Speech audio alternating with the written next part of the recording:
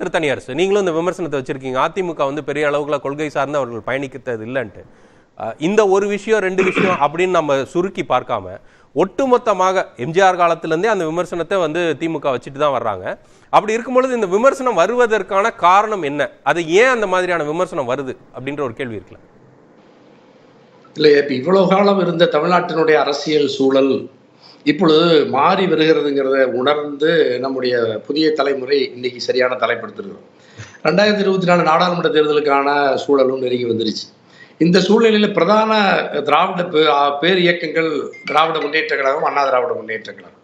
அவை 2 திராவிட இயக்கங்கள் வலிமையாக இருந்த பொழுது பாரதிய ஜனதா கட்சியால் இங்கு ஊடுருவ முடியவில்லை. அல்லது அந்த திராவிட கருத்தியலை அது சிதைப்பதற்கு பல 10 ஆண்டுகள் முயன்ற பொழுதும் கூட முடியளவும் கடுகளவும் இந்த தமிழ் மண்ணில் அவர்கள் விரும்பிய இந்துத்துவ கொள்கையை இங்கு பரப்பி அவர்கள் விரும்புகிற அளவு இங்கே வெற்றியை அல்லது செல்வாக்கை பெற முடியாத நெருக்கடி இருந்தது. ஆனால் புரட்சித் தலைவர் அம்மாவின் மறைவுக்கு பிறகு அந்த சூழல் மாறியது. பாஜக ஆட்சி அரியணையில் இருந்தது. அதிமுக 2-3 அணிகளாக பிரிந்தது. அந்த பிரிவை திட்டமிட்டு நடத்தியது பாஜக. அதன் மூலமாக எடப்பாடியினுடைய அரசு 4.5 ஆண்டு காலம் பாரதிய ஜனதா கட்சியினுடைய தயவில் அவர்களுடைய விருப்பப்படி இங்கு ஆட்சி அரியணையில் இருந்தது. அப்பொழுது அவர்கள் வேகமாக தமிழ்நாட்டிற்குள் இவர்களுடைய அதிமுகவினுடைய பலகீனத்தை பயன்படுத்தி கொண்டு அரசு நிர்வாகத்தையும் கோட்பாட்டு கொள்கை சித்தாந்த சிதைவையும் இங்கு அவர்கள் வேகமாக பரப்பி ஒரு வலிமையான நிலைக்கு பாஜக இப்பொழுது தன்னை தகவமைத்துக் கொண்டு விட்டது.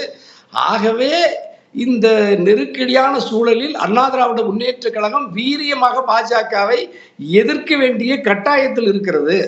ஆனால் நாம் எதிர்பார்க்கிற எதிர்ப்பை அண்ணா திராவிட முன்னேற்ற கழகத்திற்கு புதிதாக பொறுப்பேற்றிருக்கிற எடப்பாடி கடுகளவும் முடியளவும் பாஜகவினுடைய கொள்கைகளையோ அல்லது இந்துத்துவ பாஜக RSS பரிவார அமைப்புகளினுடைய சித்தாந்தத்தையோ முடியளவும் கடுகளவும் தன் உதட்டிலோ தன் எழுத்திலோ தன்னுடைய கருத்தியல் அரசு கட்சி நிகழ்விலோ பயன்படுத்தாமல் மௌனம் காப்பதுதான்.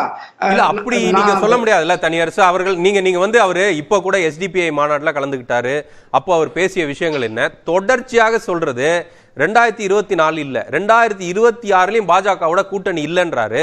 இப்போ வந்து காவி நிறம், திருவள்ளுவருக்கு காவி நிறம் அணிவிப்பதை வந்து எதிர்ப்பது வைகை செல்வன் பேசுறாருன்னா அது வந்து கட்சியின் நிலைப்பாட தானே பார்க்கணும். எடப்பாடி பழனிசாமி அவர்கள் ஏற்றுக்கொள்ளாம அதை பேசியிருப்பாருன்னு நீங்க நினைக்கிறீங்களா? தொடர்ச்சியாக பாஜக மீதான விமர்சனங்களை அதிமுக 2ஆம் கட்ட தலைவர்கள் வச்சுக்கிட்டு தானே இருக்கிறாங்க. ஏன் 2ஆம் கட்ட தலைவர் வைக்கலைன்னா எடப்பாடி வாய் பேச மாட்டாரா? எடப்பாடி எழுத மாட்டாரா? எடப்பாடிக்கு ஒரு தொலைக்காட்சி இருக்கு, நியூஸ் ஜே. அதுல ஏதாவது ஒரு வார்த்தை அண்ணா திராவிட முன்னேற்ற கழக பொதுச் செயலாளர் கண்டன அறிக்கை ஒரு வார்த்தை வர சொல்லுங்க. அதாவது எந்தெந்த நிலையில எடப்பாடியோ அல்லது அனைத்து இந்திய அண்ணா திராவிட முன்னேற்ற கழகமோ பிஜேபியை எதிர்க்கவில்லைன்னு எப்படி சொல்கிறார் அவரு? இல்ல ஒரு கண்டனம் கூட தீர்மானம் ஒரு வார்த்தை. அதாவது நாங்க அவர்களுடைய கூட்டணியில் இருந்த பொழுது கூட்டணி தர்மத்திற்காக சிலவற்றை ஏற்றுக்கொண்டோம்.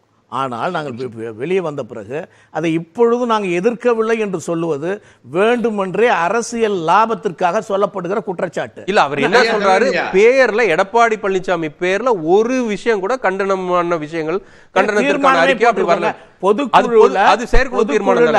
தீர்மானமே போடப்பட்டு அது எல்லாருக்கும் விநியோகிக்கப்பட்டிருக்கிறது. எதிர்த்து பாஜகவை எடுத்து நாங்கள் சொல்லி இருக்கிறோம். அது எப்படி அந்த தீர்மானமே இல்லை என்று சொல்ல முடியும்? ஐயா வேற ஒன்றும் இல்லை. அதாவது நீங்க SDPI மாநாட்டில் எடப்பாடி ஐயா கலந்துக்கிட்டாரு, ரொம்ப மகிழ்ச்சி. அந்த பேச்சை நீங்க பாருங்க.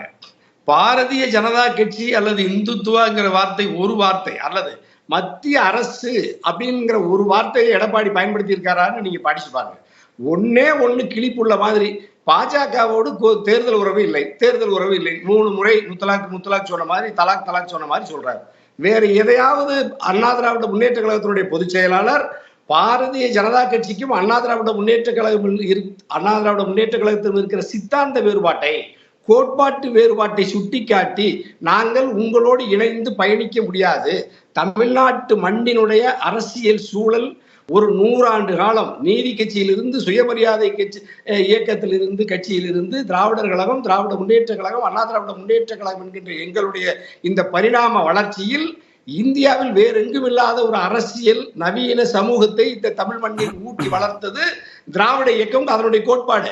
அந்த கோட்பாட்டை சிதைத்து கற்காலத்திற்கு பின்னோக்கி இழுத்து செல்வது இந்துத்துவ இந்துத்துவ அரசியல் மீதான விமர்சனம் உங்களுக்கு இருக்கட்டும் திரு தனியரசு அவர்கள். இப்போ ஒரு கூட்டணி வச்சா கூட நான் கொள்கைகளை விட்டு இல்ல அவர் எதை பின்னோக்கி எடுத்து இந்துத்துவன்றது எது அது நீங்க பதில் சொல்லுங்க அடுத்து எக்ஸ்பிளைன் பண்ணணும் சொல்லணும். அவர்ட்ட பின்னோக்கினா எதை பின்னோக்கி எடுத்து செல்கிறது அந்த மதத்தை சொல்லட்டும். இல்ல அதை கேட்றோம் நம்ம வாதத்தை நம்ம அதை கேட்றோம் திரு தனியரசு. அதாவது கூட்டணி வச்சுக்கிட்டா கூட கொள்கைகள் வேறு வேறாக இருந்தால் கூட நம்ம கூட்டணி வச்சுக்கலாம்ன்றதுதான் அரசியல் கட்சிகள் தொடர்ச்சியா நமக்கு சொல்லி வர்றது.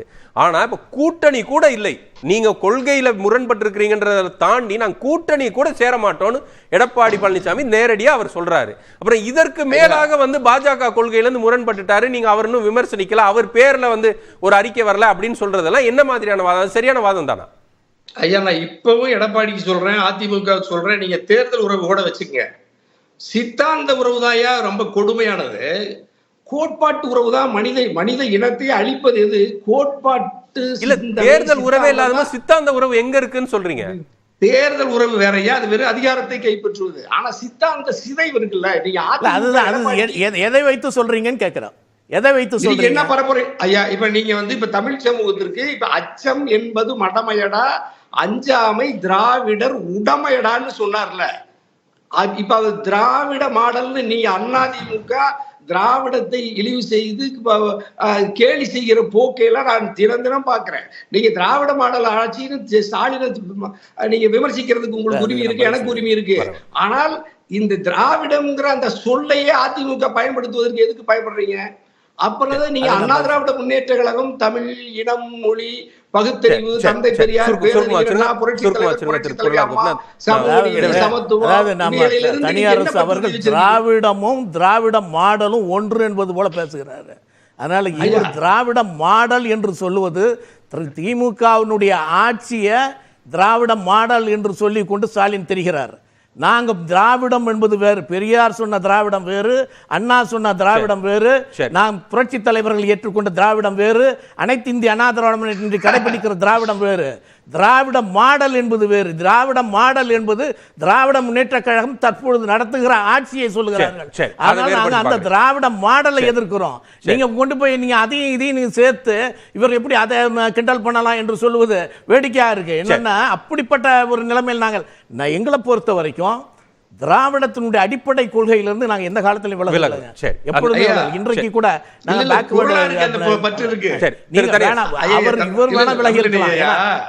கலைஞர் பல நேரங்களில் விலகி இருக்கிறாரு. என்னோட தன்னுடைய சுயநலத்துக்காக திமுக மீதான பல விமர்சனங்களை இப்ப வைக்க முடியாது, அதற்கான அவர்கள் பிரதிநிதிகள் இல்ல. தனியார் நீங்க சுருக்கமா ஒரு இடைவெளி எடுத்து வேற ஒண்ணு இல்ல. இப்ப கூட இப்ப வைகை செல்வன் இப்ப ஆளுநர்கிட்ட புகார் பட்டியல் இல்லாத ஒரு முன்னாள் அமைச்சர் அல்லது ஒரு கட்சி பொறுப்பாளரை வைத்து வைகை செல்வனை வச்சு அந்த அறிக்கையில கூட ஆளுநர் பேர் இருக்கான்னு பாருங்க. ஆளுநருடைய பெயரையே பயன்படுத்தாமல் பாஜக என்கிற எந்த கண்டனத்தையும் பதிவு செய்யாம நீங்க ஒரு சரித்திரம் படைத்த வான்புகள் வள்ளுவனை இந்த சாயத்தால் நீங்கள் கரைபிடித்து விட முடியாதுங்கிற ஒரு வார்த்தையை தவிர வைகை செல்வன் எந்த கண்டிச்சிருக்காரு? அதுல ஆளுநரை நான் கண்டிக்கிறேன் ஒரு வார்த்தை வைகை செல்வன் சொல்றதுக்கு என்ன பயம்? அவர் மேல எந்த புகாரும் இல்லையா? இங்க மாநில அரசாங்கத்தினுடைய லஞ்ச ஒழிப்பு புகாரும் இல்ல, பட்டியல் ஆளுநர் மாளிகையில் இல்ல, ஒன்றிய அரசிடமும் அமலாக்க பிரிவு வழக்கும் இல்லை. ஏன் தங்கமணி வேலுமணி வேற ஏதாவது புகார் இருக்கிற அமைச்சர் வாயை திறக்க சொல்லுங்க. இப்படியேதான் திமுக அதிமுக ரெண்டு பேரும் முனைமொழிஞ்சு கிடந்தா இங்க திராவிட அரசியல எவ்வளவு இலகுவா பாஜக ஊடுருவி சிதைக்குது.